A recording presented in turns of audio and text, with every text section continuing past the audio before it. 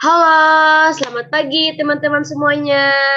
Selamat datang di podcast Bisik Gizi, bincang asik seputar gizi bersama aku, Alvira Gladys. Gimana nih kabar teman-teman semuanya? Semoga selalu dalam keadaan sehat ya. Nah, beberapa hari ini cuaca itu kurang menentu, kadang hujan, kadang panas. Jadi, tetap selalu jaga kesehatan. Nah, kali ini kita kedatangan dua orang tamu cantik yang bakalan menemani kita membahas tentang obesitas atau kelebihan berat badan. Sebelum kita memasuki pembahasan, kita kenalan dulu ya sama kakak cantik ini biar makin kenal. Ada pepatah yang mengatakan bahwa tak kenal maka tak sayang. Jadi kenalan dulu biar makin sayang. Baiklah, kepada kakak-kakak silahkan bisa memperkenalkan dirinya terlebih dahulu, nama dan juga berasal dari mana. Bisa juga nih sebutin nama IG-nya biar teman-teman pendengar podcast Bisik Gizi bisa follow. Baiklah, silahkan kakak-kakak. Halo, nama aku Alvina Ajija dari jurusan Gizi Voltekes Kemenkes Palangkaraya. Nah, ini buat teman-teman yang mau follow IG aku, namanya @alvina.az. Halo, nama saya Claudia Angelina. Saya dari jurusan Gizi Poltekkes Kemenkes Palangkaraya. Salam kenal. Baiklah, itulah perkenalan singkat dari kakak-kakaknya. Sebelumnya terima kasih ya Kak sudah bisa hadir dalam podcast Bisik Gizi. Semoga kakak-kakak semuanya bisa membagi ilmunya kepada teman-teman pendengar podcast Bisik Gizi. Nah, baiklah kita masuk saja ya ke pembahasannya. Nah, kan kita ini membahas tentang obesitas. Mungkin sudah banyak ya yang tahu apa sih obesitas itu, tapi mungkin ada juga beberapa yang masih belum tahu. Mungkin kebanyakan masih tahu itu obesitas itu ya kelebihan berat badan gitu aja, nggak tahu secara spesifiknya itu gimana atau berapa berat badan minimal orang tersebut bisa terkena obesitas. Nah, menurut kakak sekalian, apa sih obesitas itu? Untuk yang pertama bisa dijelaskan Kak Alvina? Oke. Nah, obesitas itu identik dengan kelebihan berat badan.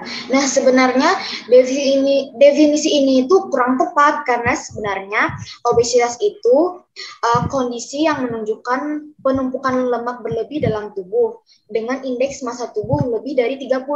Sedangkan kelebihan berat badan itu tepat jika diartikan sebagai kondisi kegemukan atau overweight dengan indeks massa tubuh berkisar 25 sampai 30.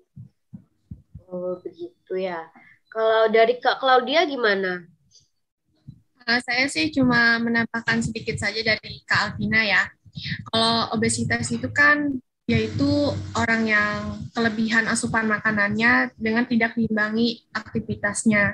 Jadi itu dia makan terus tapi lupa cara beraktivitasnya. Jadi berat badannya makin naik. Nah, cara kita sendiri untuk menentukan apakah kita itu terkena obesitas atau enggak itu bagaimana ya Kak? Apakah ada hitung-hitungannya gitu atau gimana? Untuk Kak Claudia Nah, gimana? Oh ya, bisa Kak Alvina dulu. ya. Nah, kalau dari aku itu untuk kita mengetahui kita obesitas apa enggak itu dengan menentukan status giginya. Nah, biasanya itu dikenal dengan IMT atau indeks massa tubuh. Rumusnya itu seperti ini. IMT sama dengan berat badan dalam kilo per tinggi badan dalam meter kuadrat. Seperti itu. Kalau dia apakah ada tambahan atau sama aja pendapatnya? Sebenarnya sama aja sih, tapi ada hitungan yang lebih mudah. Oh, lebih Mungkin mudah yang ya. nggak semua orang tahu, ya nggak semua orang tahu kan IMT itu gimana, indeksnya kan kadang orang nggak tahu. Nah, jadi bisa dari tinggi badan itu dikurang 110, jadi dapatlah hasil berat badan normalnya. Oke. Oh ya, untuk gejalanya itu apa ya Kak? Misalnya orang itu terkena obesitas, apakah dia itu menunjukkan gejala-gejala atau cuma ya kelebihan berat badan gitu aja?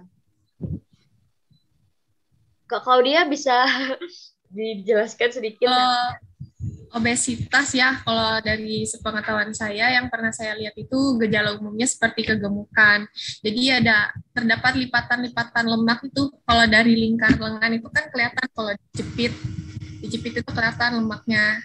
Nah, terus juga itu ada orangnya gejalanya tuh makan terus kayak nonstop untuk makannya gitu kan, nggak ada jadwal makannya gitu, nggak tahu aturan makannya gitu kan, dari porsi makanannya aja terlihat banyak, dan untuk makanannya itu biasanya yang tinggi lemak semua, proteinnya tinggi semua. Terus juga perutnya terlihat buncit biasanya kan ada yang perutnya buncit itu, nah itu termasuk obesitas juga. Dan juga biasanya kalau obesitas itu kan kalau dia bernapas itu seperti sesak. Oh iya, nah gitu ya. Iya. Karena itu kan lemak menyempit jantungnya. Iya, betul. Untuk bernapas itu sih dari saya. Kalau Kak Alvina? Nah, kalau dari saya itu sama ya, kayak Kak Claudia tadi, gejalanya bisa gemuk, kelelahan juga, makannya terus-menerus, mendengkur atau perut buncit. Dan bisa juga ada area nyeri bagian punggung atau sendi, seperti itu. Gitu ya. Oh ya, misalnya nih orang itu terkena obesitas, bisa nggak sih itu menimbulkan kayak penyakit lain, misalnya kayak diabetes atau apa gitu? Kak Alvina gimana? Ada pada beberapa kasus pengidap diabetes ya, itu tuh rentang mengalami anoreksia dan bulimia. Nah, gangguan pola makan yang membuat pengidapnya kehilangan nafsu makan karena demi bertubuh kurus ya, dan juga bisa mengalami masalah mental yang dialaminya karena kan merasa insecure ya, karena itu badannya besar gitu. Itu sih. Jadi pengennya berat badan ideal gitu ya, Kak? Iya. Kalau dia gitu sama aja ya? Atau ada tambahan? Ya, kalau obesitas itu bisa menyebabkan diabetes. Karena kan dia kurang gerak, jadi numpuk jadinya, jadi adanya penyakit kan dari situ. Terus juga kolesterol, karena dia nggak ada olahraga. Kan obesitas kerjanya paling cuma duduk tidur, kurang aktivitas gitu. Betul. Dan juga ada biasanya tekanan darah tinggi. Banyak juga ya ternyata komplikasinya kalau misalnya terkena obesitas itu. Nah, untuk penyebabnya itu apa sih Kak, penyebab obesitas itu untuk Kak Alvina? Nah, biasanya penyebab obesitas ini itu bisa genetik atau keturunan. Nah, bisa juga faktor sosial dan ekonomi. Contohnya ya, akses makanan sehat yang terbatas. Jadinya kan kita tuh kan makannya itu kan sembarangan. Nah, itu bisa menyebabkan terjadinya obesitas.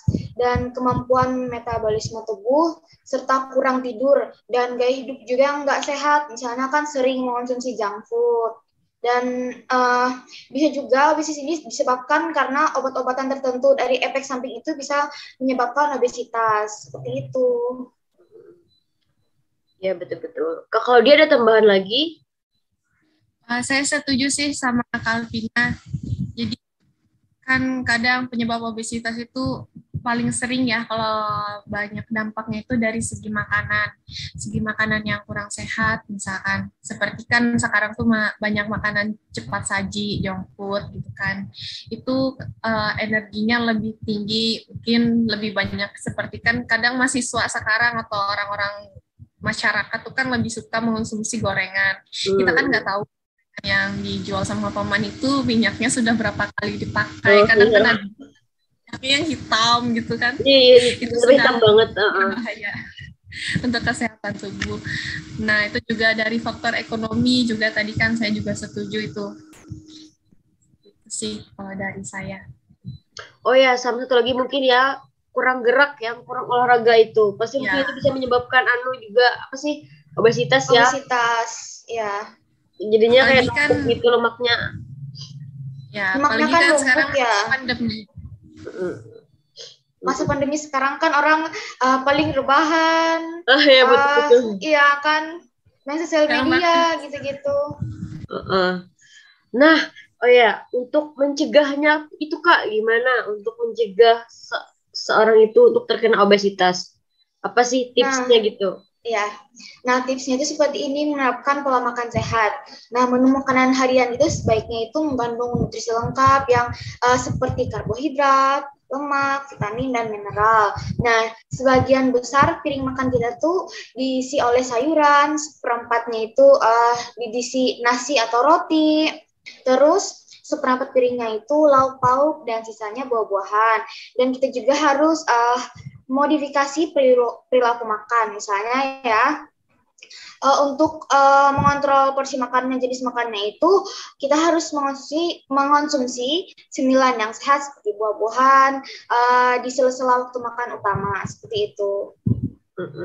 Ya ya. Kalau Kak Claudia gimana? Ada tips lainnya selain dari punya Kak Alvina biar para pendengar itu semakin banyak ya wawasannya, biar makin tahu, biar bisa dipilih-pilih lah cara mencegahnya itu. Ya, kalau dari saya sih ada penambahan dikit ya. Dari menjaga pola makan tadi kata Kalvina saya setuju sekali, dan itu juga harus ada niat dari diri kliennya, harus dia memikirkan dari dirinya sendiri.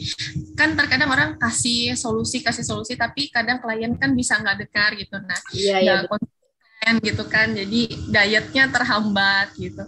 Jadi harus dengan diimbangi dengan niat dalam diri. Dan juga ya itu tuh mengatur pola makannya. Misalkan orang diet ini kan ada makanan khusus untuk dia konsumsi. Misalkan mengonsumsi makanan yang protein dengan rendah lemak seperti mengonsumsi tahu dengan ikan. Dan juga kan misalkan ya ini berat badannya berlebihan. Jadi mungkin bisa mengurangi porsi makannya. Misalkan dia makan nasi itu 1 centong dalam sehari, bisa dikurangi jadi setengah, gitu kan, setengah centong. Terus nanti diimbangi dengan makan sayur dan buah.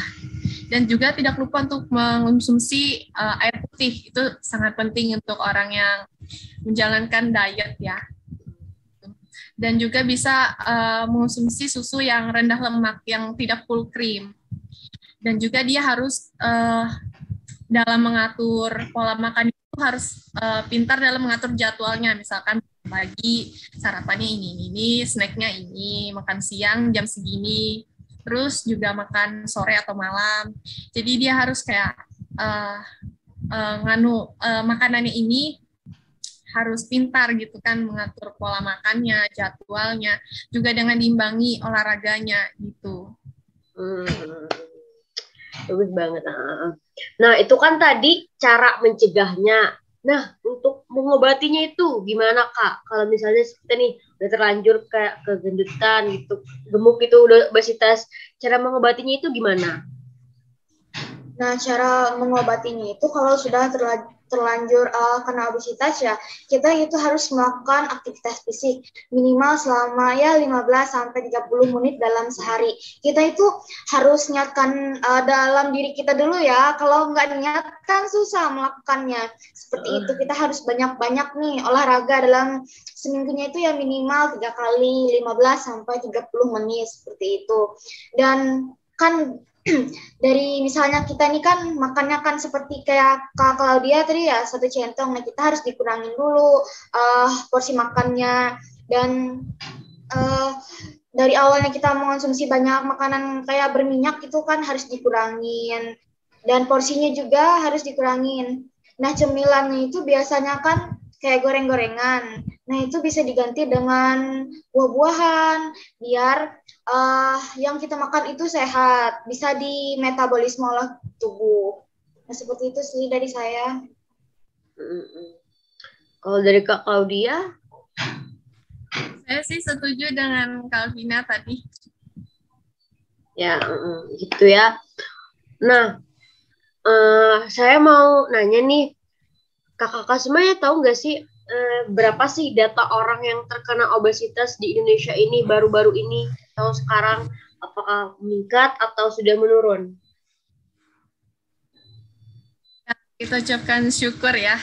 Pada tahun kemarin saya lihat datanya terakhir kan Desember tahun 2021. Itu di Indonesia mengalami penurunan sebanyak 0,3% atau persentasenya 7,1. Jadi obesitas di Indonesia mengalami penurunan. Mungkin dari pola masyarakatnya sudah mengubah gitu kan. Jadi menerapkan gaya hidup sehat gitu. Syukurlah kalau gitu ya sudah menurun. Padahal mungkin ya obesitas itu salah satu penyakit yang sudah banyak atau banyak ya terjadi di Indonesia itu, terutama buat anak-anak itu mungkin menjadi salah satu penyakit terbesar yang bisa mematikan buat anak-anak terutamanya. Baik, itulah tadi pembahasan kita tentang obesitas. Yang intinya adalah kita itu harus selalu menjaga pola hidup sehat, menjaga pola makan, dan juga harus banyak olahraga. Sebenarnya banyak sih orang itu yang dia itu tubuhnya itu kurus, tapi padahal dia tuh makan banyak. Itu karena dia olahraga. Jadinya asupan yang masuk sama yang keluar itu sama, jadinya tidak menumpuk lemaknya di dalam tubuhnya itu. Begitu. Nah, terima kasih sekali lagi untuk Kak Alvina dan juga Kak Claudia sudah bergabung bersama kami di Bisik Gizi. Bincang asik seputar gizi. Senang banget bisa ngobrol-ngobrol asik sama kakak-kakak semuanya. Semoga kedepannya kita bisa ketemu lagi ya. Iya. Senang banget banyak pengetahuan yang bisa kita dapatkan dari Kakak Alvina dan juga Claudia. Semoga semuanya bermanfaat. Sebelum menutup Bisik Gizi kali ini, saya mau pantun dulu nih. Oh, sebelumnya dari Kak Alvina sama Kak Claudia ada nggak sih kata-kata buat teman-teman Bisik Gizi atau quotes gitu, pesan-pesannya? Ada nih Kak, kalau dari aku ada Motivasi sih gitu ya. quotes-nya. Iya, biar semuanya Dari semangat aku, nih. Dari aku dulu ya. Ah, Nah, penurunan berat badan itu bukanlah tantangan fisik, nah melainkan mental. ya, Gitu. mental ya. Bagus banget kata-katanya. Kalau dia gimana? Ada nggak quotes-nya? Dari saya ya, makan untuk tubuh yang kamu inginkan, bukan untuk tubuh yang kamu miliki. Jadi kamu itu harus makan supaya tubuh kamu dari pikiran kamu yang mengatur tubuh, bukan tubuh kamu yang mengatur kamu gitu.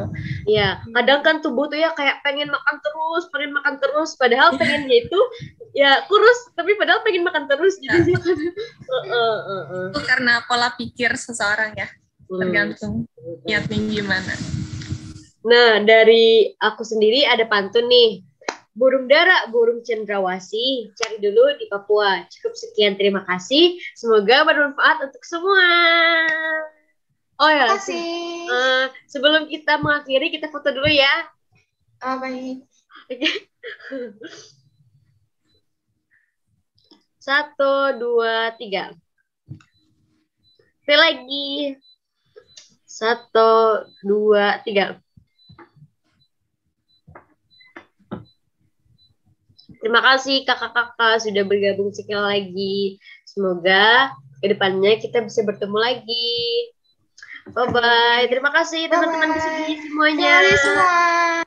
Bye. Saya N ya. Ya. Ya.